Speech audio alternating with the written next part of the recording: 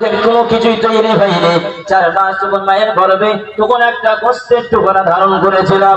ওই সময় যদি আমরা মানুষ, আমরা বিবেক খাটিয়ে যদি আপনাদেরকে প্রশ্ন করি যে বাচ্চা দুনিয়ার বুকে আসার মতো নিজের কোনো গঠন তৈরি হলো না, এখনো পর্যন্ত দুনিয়া এখন পর্যন্ত আসে নাই, নিজেকে আসার মতন কোন আকৃতি গঠন তৈরি হয়নি, এমন বাচ্চাকে যদি সার্জনের মাধ্যমে, ডাক্তারের মাধ্যম দিয়ে সিজার করে মায়ের গর্ভে থেকে 4 মাসের বাচ্চাকে বের করা যায়, ওই বাচ্চাটাকে কি বাঁচানো সম্ভব হবে? হবে? ওই 4 মাসের বাচ্চাকে মায়ের গর্ভে থেকে যদি আমরা বের করি, বাঁচানো সম্ভব না। অথচ তার দুনিয়াতে আসার মতো কোন আকৃতি, কোন গঠন তৈরি হয়নি, কিন্তু আল্লাহ সুবহানাহু ওয়া তাআলা ওই সময় তার ভাগ্য, তার তকদিরে কয়েকটা জিনিস লিখে দেন। তার মধ্যে একটা জিনিস লিখে দিয়েছে, তুই কবে জন্ম নিবে, আর কবে কতটা দুনিয়া এরিয়াসে বেঁচে থাকতে ভ্রমণ করবে, আর কবে তার মৃত্যুটা কোন সময় হবে, এই যাওয়া রিজার্ভেশন টিকিটটা আমার আল্লাহ মায়ের গর্ভে লিখে দিয়েছে। বলুন সুবহানাল্লাহ। দুনিয়াতে এখনো আসেনি, একটু চিন্তা করলে আমরা বুঝতে পারবো যে দুনিয়া কতটা থাকার জায়গা, দুনিয়া কতটা আমার আপন। এই দুনিয়া আমার জন্য আপন না, দুনিয়া হচ্ছে আর দুনিয়া ও নাজরাতুল আখিরাহ, দুনিয়াটা হচ্ছে আখিরাতের খেলস্বরূপ। দুনিয়া প্রতিটা সময়, প্রতিটা সেকেন্ড, প্রতিটা মুহূর্ত আপনাকে আমাকে ধোঁকা দিচ্ছে। এই ধোঁকার প্ররোচনায় যদি আমি পড়ে যাই, গ্রেফতার হয়ে যায়, তাহলে আমার দুনিয়াও বরবাদ হবে, আখিরাতও আমি হারিয়ে ফেলবো। আব্বা ভাইয়েরা, সোনামণিরা, এই জন্য আমাকে দুনিয়াতে এখনো আমি আসিনি, কিন্তু দুনিয়া থেকে যাওয়ার যে সময়, এই সময়টা আমার নির্ধারিত হয়ে গেছে, ইসলাম মেরে দিয়েছে। অতএব আমি কবে যাব, এই যাওয়ার টাইম হয়ে গেছে, কিন্তু সময়টা আমার আপনার জানা নাই। অতএব মাস্তানি আর অহংকারে আর তাকাব্বুরি বাদ দিয়ে নিজেকে একদিন মাটির নিচে চলে যেতে হবে। মাটির তৈরি মানুষ, রক্তে গোস্তে পিণ্ডিত তৈরি করা মানুষের অহংকারের বড়ত্বের কিছু কোনো প্রয়োজন নাই। অতএব মাটির তৈরি মানুষ, মৃত্যু হয়ে গেলে মাটির সঙ্গে মিশে যাব, আর যেদিন মাটির তলে আমাকে দাফন করা হবে, 3 দিন না হতে হতে আমার শরীরের গঠন, গোস্ত, হাড়টি সমস্ত কিছু মাটির সঙ্গে মিশে যাবে, না মিশে না অস্তিত্ব কিচ্ছু থাকবে না। আমি মরে যাব, মাটি তোমার সঙ্গে সঙ্গে আমার ছেলে মেয়েরা আমার সম্পদ নিয়ে তারা কাড়াকাড়ি করবে, আমার দৌলত নিয়ে তারা বন্টন করা শুরু করে দেবে, আমাকে নিয়ে ভাববার তাদের সময় হবে না। অতএব আল্লাহ বিবেক দিয়েছে, বুদ্ধি দিয়েছে, জ্ঞান দিয়েছে। অতএব এই বিবেক বুদ্ধিকে সচেতন করে, সজাগ করে, একটু চিন্তা ভাবনা করে যে আমি অতীতে কি ছিলাম, বর্তমান কি হচ্ছে, আর ভবিষ্যতে আমি কি হব, ছোট্ট শিশু অবস্থায় আমি কি ছিলাম, তরুণ যুবকে আমি কি হলাম, বৃদ্ধ বয়সে আমার চামড়াগুলো কিসমিস হয়ে গেল, শক্তিগুলো হারিয়ে গেল, লাঠিতে ভর না দিয়ে আমি হাঁটতে পারছি না। অতএব মৃত্যু হয়ে গেলে আমার আপনার ঠিকানা কোথায় যাবে, এই কথাকে চিন্তা ভাবনা করে নিজেকে তৈরি করে, তাই কবি বলছেন, এমন জীবন করিও গঠন, মরণে হাসবে তুমি কাঁদিবে ভুবন। এমন জীবন করিও না গঠন, মরণে কাঁদিবে তুমি হাসিবে ভুবন।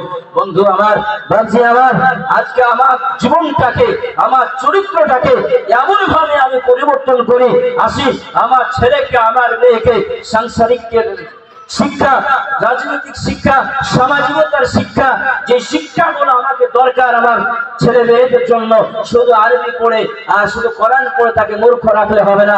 কোরআনের যে মূল উদ্দেশ্য, ব্যাখ্যা, বিশ্লেষণ, এটাকে বোঝাবার জন্য আমার ছেলে মেয়েকে জেনারেল শিক্ষা দিতে হবে। এর দায়িত্ব হচ্ছে বাপ মার। আর এই বাপ মা যদি ছেলে মেয়েকে আদর্শ শিক্ষা না দিতে পারে, বর্তমান পরিস্থিতি শিক্ষা না দিতে পারে, আমার দেশের সরকার, আমার দেশের আইন, আমার দেশের কানুন, নাগরিক বিভিন্ন পর্যায়ে যে আলোচনা আমি অল্প সময়ে করতে পারলাম না, কিন্তু অনেক জায়গায় আমি সময়ে আলোচনা করি, অনেক ক্ষেত্রে, কিন্তু আপনাদের এখানে আমি বলতে পারলাম না সে সমস্ত ইতিহাস। আজকে আমাদের মুসলমানদের এমন একটা সময় চলে এসেছে, এমন একটা পরিস্থিতি দাঁড়িয়ে গেছে, আমাদের যুবক ছেলেগুলো এমন ভাবে ঈমান হারা হয়ে যাচ্ছে, দিন দিন ইসলাম থেকে দূরে চলে যাচ্ছে। এই ইসলাম থেকে দূরে যাওয়ার একমাত্র কারণ হচ্ছে আমাদের গার্জেনরা সজাগ নাই, আমাদের সমাজের মধ্যে কোরআন সুন্নাহর কোনো আইন নাই, যার কারণে আজকে আমাদের যুবক ছেলেরা ইসলাম থেকে ঈমান হারা হয়ে নিজের শরীরের অস্তিত্বকে, নিজের শক্তিকে হারিয়ে আজকে আমাদের যুবকরা দুর্বল হয়ে যাচ্ছে। আগামী দিনে আমার মায়ের উপরে আক্রমণ আসবে, আগামী দিনে আমার ঘরে 6 বছর 7 বছরের মেয়ের ঘরে ইজ্জতের উপর হামলা হবে, সেদিন আমার যে যুবক ভাইয়েরা আজকে যেভাবে তারা মোবাইলের মাধ্যমে, যেভাবে তারা পরকীয়ার মাধ্যমে, যেভাবে তারা অশ্লীল ভিডিওর মাধ্যমে, যেভাবে তারা লুড্ডু ক্যারাম বোর্ড তাস জুয়া নেশা দ্রব্যের মাধ্যমে আমাদের সমাজের যুক্তির কারণে, আমাদের সমাজের মোড়লদের কারণে, আমাদের গার্জিয়ানদের কারণে যারা যেভাবে ইসলাম থেকে বিচ্ছেদ হচ্ছে, এর জন্য দায়িত্ব, এর জন্য আপনাকে কাঠগড়ার সামনে দাঁড়াতে হবে।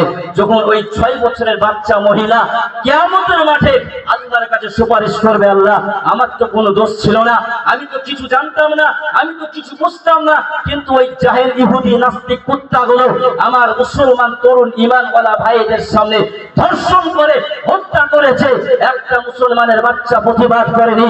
সেদিন কিয়ামতের মাঠে যখন ওই দুধের বাচ্চা আল্লাহর কাছে বিচার দেবে, সেদিন আপনার মোড়লগিরি, সেদিন আপনার মেম্বারগিরি, সেদিন আপনার আলেমগিরি, সেদিন আপনার নেতাগিরি সমস্ত কিছু হারিয়ে যাবে।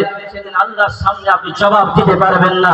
এই জন্য আমি এখনো সময় আছে, সুযোগ আছে, অল্প সময় আপনাদেরকে একটাই মেসেজ দিতে চাই, সজাগ হন, সচেতন হন, বিভ্রান্তিতে পড়বেন না। মানুষের মধ্যে হিন্দু মুসলমানের যে দাঙ্গা, যে সাম্প্রদায়িকতা চলে আসছে, এই জন্য ঘরে বসে নিজের ছেলেকে শিক্ষা দেন, এই জন্য নিজের মেয়েকে শিক্ষা দেন, এই জন্য তৈরি করুন। আগামী দিনে আমার মসজিদের উপর হামলা আসবে, আমার গোরস্থানের মাটির উপর হামলা আসবে, ওয়াকফ বিলের উপর আক্রমণ এসেছে, আগামী দিনে আমার মাদ্রাসা ভাঙতে আসবে, আগামী দিনে আমার বোনের ইজ্জতের উপর হামলা আসবে, আগামী দিনে আমার মেয়ের ইজ্জতের উপর হামলা আসবে। সেদিন যেন আমার ভাই, সেদিন যেন আমার সন্তান কাপুরুষের মতো ঘরে বসে না থাকে, বীর পুরুষের মতো কাপড়কে বেঁধে নিয়ে জীবন থাক আর না থাক, আমার বোনের ইজ্জত আমাকেই রক্ষা করতে হবে, আমার স্ত্রীর ইজ্জত আমাকেই রক্ষা করতে হবে, আমার মেয়ের অস্তিত্ব আমাকেই রক্ষা করতে হবে। আমার দক্ষিণ নগরের মাদ্রাসার ভাঙা এই বিল্ডিং আমার গরিব মানুষের